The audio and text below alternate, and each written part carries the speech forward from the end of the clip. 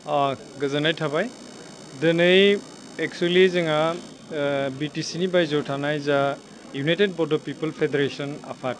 बे आफादनि गोदान सायख'जानाय आफादगिरि आरो नेहाथारिजों लोगोसे गासै सोद्रोमाफोरनि समायखिरा लानाय मोनसे हाबाफारि दंमोन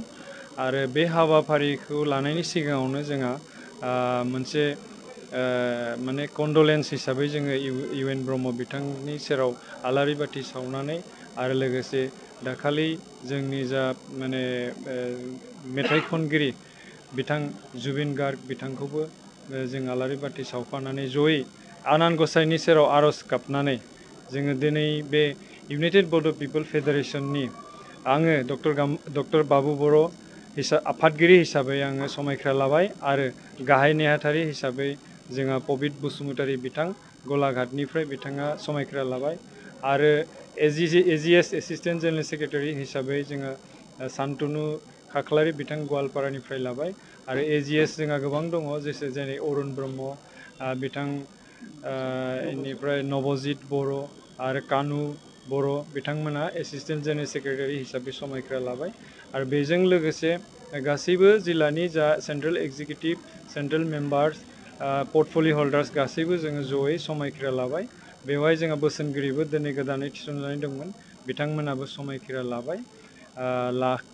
लाखांनाया जोंहा जोबनानै थांबाय बेजों लोगोसे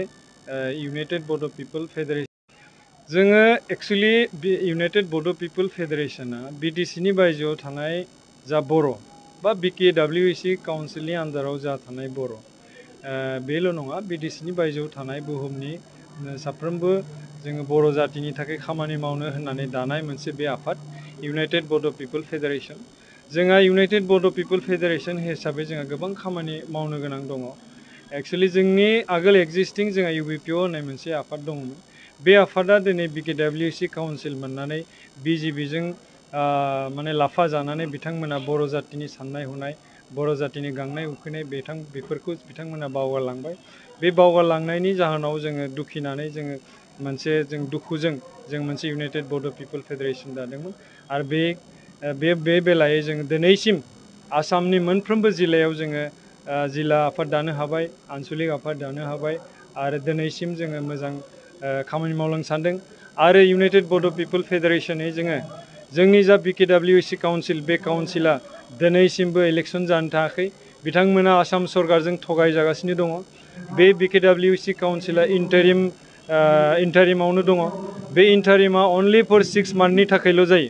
नाथाय बिथांमोना दिनै एक्सटेनसन खालामै दिनै 5 बोसोर जाबाय 5 बोसोरसिम दिनैसिम बिथांमोना भिलेज नटिफिकेसनखौ कमप्लिट खालामनो हायाखै कनस्टिटिउसि कमप्लिट खालामनो हायाखै दिनैसिम गवालपारा आरो राभा आसमनि जा बर'फोर बिथांमोनखौ दिनैसिम माने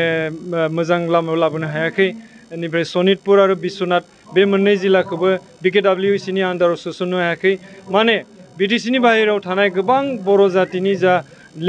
गुलाय गुजायफोरखौ बिथांमोना दिनैसिम सिडिउल खालामनो हायाखै बेनि दुखुआव जोङो दिनैसिमबो जोङो नाजागासिनो दङ जोङो आसामनि गिबि मन्त्रि डक्टर हिमन्त बिश्व शर्मानि सेराव जों गोबां खेब मेमरेन्डाम हैबाय गभर्नरनि सेराव गोबां खेब मेमरेन्डाम होबाय जे जों बिकेडब्लिउसिनि इलेक्सन जानांगौ आरो फुल फ्लेजेड जानांगौ नङाब्ला जोङो जोंनि साननाय बायदियै जोङो थाखा फैसा फान्ड पलिसि मोननाय नङा बे खोथाखौ जोङो बारम्बार जोङो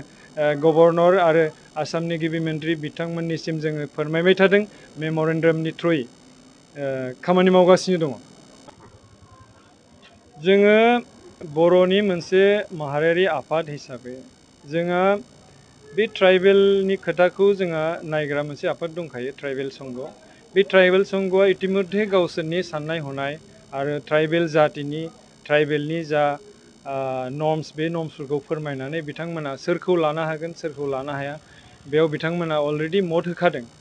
खिन्थु बे बेलायाव ट्राइबेल संघआ जा डिसिसन लायो बे डिसिसनाव जोङो एक्सुवेलि बिथांमोननि जों बादगा थांनो हाया बिथांमोना जुदि जोंनि साननायनिख्रुइ गाज्रि मावोब्ला बिथांमोना जुदि गासैखौबो जुदि 6 जनगोष्ठीखौबो जुदि बिथांमोना जुदि एसटि खालामनो नाजायोब्ला अब्लाना जों बेयाव बिरद खालामगोन दा बेयाव जों बिरद दङ नाथाय दिनैसिम जों नुनो मोन्दों बिथां आदित्य खाख्लारि बिथाङा जों साननाय बायदियैनो बिथाङा बुंबोगासिनो दङ जे 6 जनगोष्ठीया गासैबो एसटि माने मोननाया गोब्राब दङ मानो होनब्ला बिथांमोना आहमानो जा कच राजबंशियानो जा बिथांमोना राजा फोलेरनि मानसि आरो बिथांमोना राजा फोलेरनि मानसिया बेबायदियाव ट्राइबेल मोननो हानाया गोब्राब आरो सा जनगोष्ठी टि जनगोष्ठी जितु जोंहा ट्राइबेल संघआ जा डिसिसन लायो बे डिसिसनखौ जों नायनानै सालिसारि बिजिरनानै जोङो बेयाव खोथा बुंगोन